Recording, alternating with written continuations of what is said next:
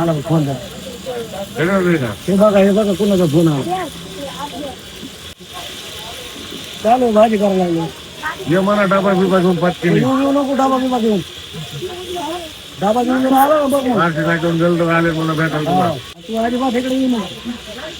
या हो चव्हाण साहेब या, मी आहे.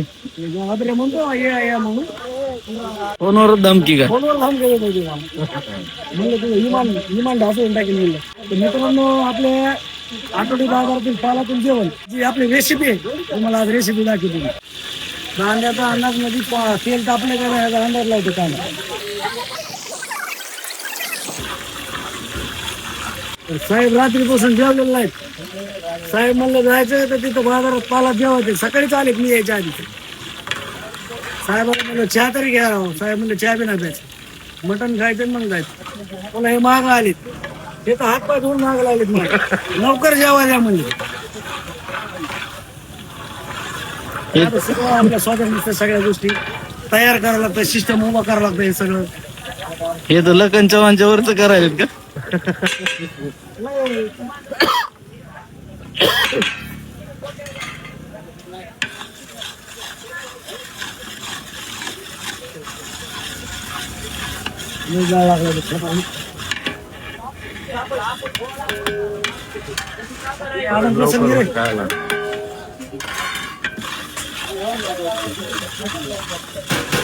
अदरक लसूण घे. माया पाणी खूप बरे.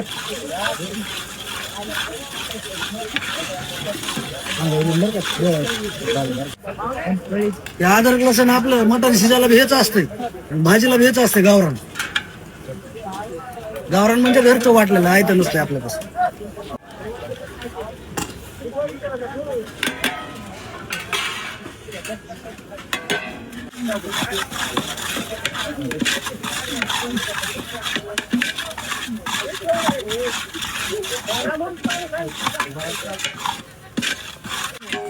त्याला व्यवस्थित मसाल्याला भाजून घ्यावं लागतं. भाजल्यावर मग चव येते त्याला.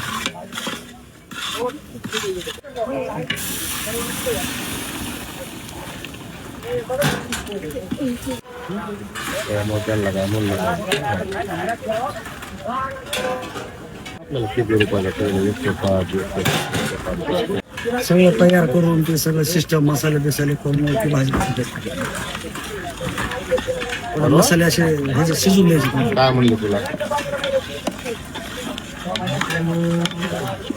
आजचा मुख्य म्हणजे तुला बी आराम करतोय. काय झालं आपला मालक होणं सोपं असतं. आपल्याला धंदा करणं सोपं नसतंय. मालक होऊन तर कोणी करतं, स्वतः उभा राहावं लागतं. मला म्हणलं होतं तेव्हा सगळं यंत्रणा हलती. नुसतं नाही करायचं आम्हाला.